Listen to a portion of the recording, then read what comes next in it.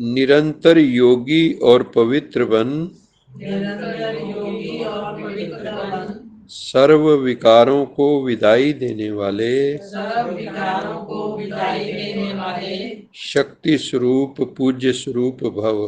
शक्ति स्वरूप पूज्य स्वरूप भव। निरंतर योगी और पवित्र बन, निरंतर योगी और पवित्र बन, सर्व विकारों को विदाई देने वाले, सर्व विकारों को विदाई देने वाले, शक्ति स्वरूप पूज्य स्वरूप भव। शक्ति स्वरूप पूज्य स्वरूप भव। तो क्या कहा बाबा ने, हमारा ज्ञान का अगर सार है तो ये दो ही है, पवित्र बनो योगी बनो। बस सारे बाबा के ज्ञान का सार ये है, पवित्र बन जाओ योगी बन जाओ। जो योगी बनेगा वो पवित्र बनेगा, पवित्र बनेगा तो योगी बनेगा। एक दूसरे पे आश्रित हैं ये। और बाबा कहते ही हैं, घर गृहस्थ में रहते हुए कमल फूल समान रहो, है ना। तो वो क्या हो गया, योगी हो गया। और घर गृहस्थ में पवित्र भी रहना है तो योगी भी बनना है, मनसा वाचा कर्मणा पवित्र भी बनना है। योग से ही पवित्रता आएगी। और देह से ही, देह के सब संबंधों को छोड़ के एक परम पिता परमात्मा को दिल व जान सिख व प्रेम से याद करना, ये योग हो गया।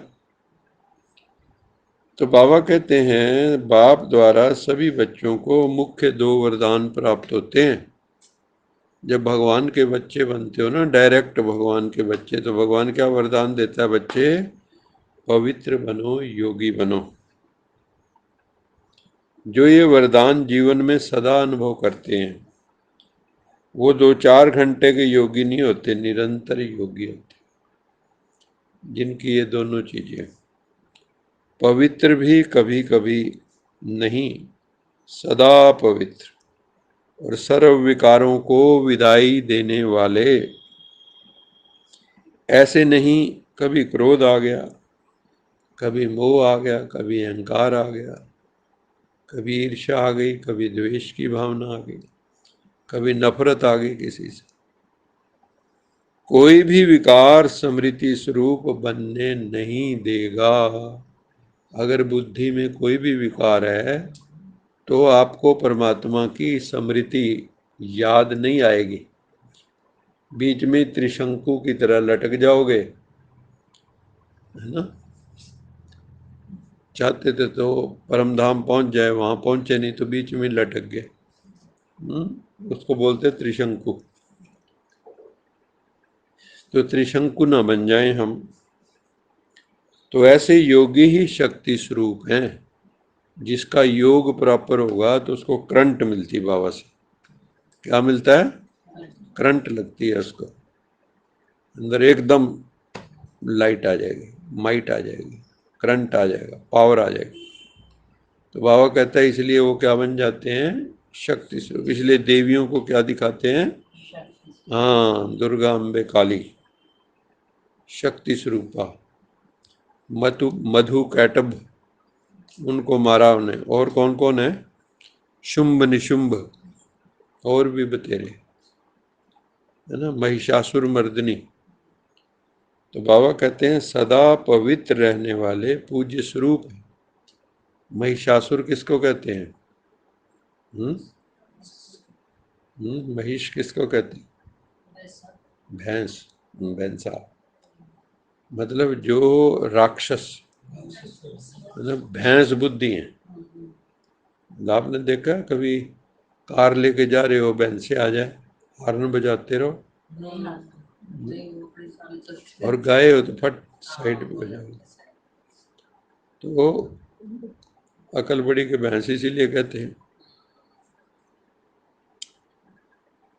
तो इसलिए दिखाया कि जो बाबा कहते हैं ना, पत्थर बुद्धि हो गए इस वक्त तुम, है ना, भैंस बुद्धि हो गए, तो उनको आके बाबा जो है पारस बुद्धि बना देते। क्योंकि शिव का एक नाम मंदिर जो है पारसनाथ भी है, पारसनाथ का मंदिर भी है। तो सदा पवित्र रहने वाले जो होते हैं उन्हीं की पूजा होती है। क्या समझे? वास्तव में इस दुनिया में कोई भी पूजने लायक नहीं, ना गायन लायक है ना पूजने लायक। बाबा के दो शब्द होते हैं, गायन और पूजन। एक होता है किसी का कीर्तन करते हैं लोग, एक है किसी की पूजा करते हैं। जैसे कई महापुरुष हो के गए, ठीक है, मैंने जिन्होंने आज़ादी दिलवाई, तो लोग गांधी का भी गान कर देते हैं, उसके गुणगान करते रहते हैं, लेकिन पूजा नहीं करेगा। और जैसे हमारे देवी देवताओं को कितने उससे रखते हैं, उनके लिए कितने सुंदर सुंदर मंदिर बनाते हैं। अब अम्बेडकर चौक पे देखो, गांधी चौक देखो, क्या होता है वहाँ बुत बना रखे हैं और ऊपर जो है पक्षी बीटें करते रहते हैं। उनके ऊपर कई बार छत्र छाया भी नहीं बनाते, लेकिन उनको महापुरुष तो समझते हैं, लेकिन जैसे देवी देवताओं को ट्रीटमेंट देते हैं, भक्ति भाव से रखते हैं, ऐसे किसी को रखते हैं? नहीं रखते। उनके लिए तो मंदिर बनाया हुआ है। तो आज का स्लोगन है,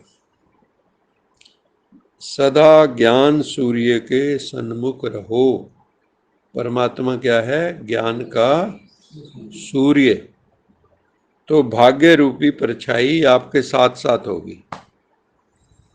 होता है ना, अगर आप सूरज की तरफ मुंह करोगे तो परछाई पीछे पीछे आएगी, अगर सूरज की तरफ बैक कर दोगे तो परछाई आगे होगी।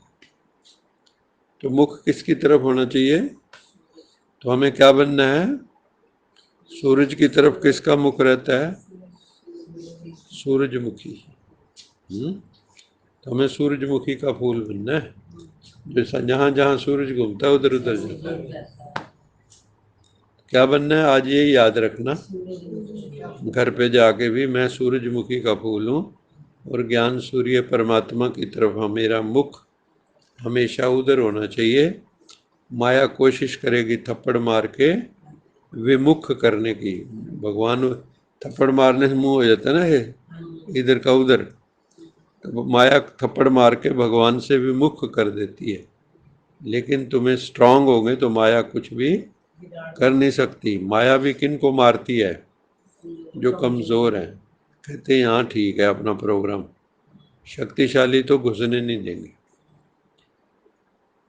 सदा ज्ञान सूर्य के सन्मुख रहो तो भाग्य रूपी परछाई आपके साथ रहेगी। तो आपका भाग्य अपने आप ही बनता रहेगा, कुछ करने की दरकार नहीं। मैं देखो कितनी कई बार मैं सोचता हूँ कि भगवान ने आके कितना आसान तरीका बताया है भाग्य बनाने का, लेकिन हम आसान तरीका नहीं करते। लोग कितनी मेहनत कर करके लगे हुए हैं, दिन रात भी कुछ आ जाए, मेरा भाग्य चमक जाए, हैं? और वो भी एक जन्म भी पूरा बढ़िया नहीं निकल पाता, पैसे सपड़ जाते हैं, है ना। और भगवान 21 जन्म का वर्षा दे रहा है और कुछ करना नहीं।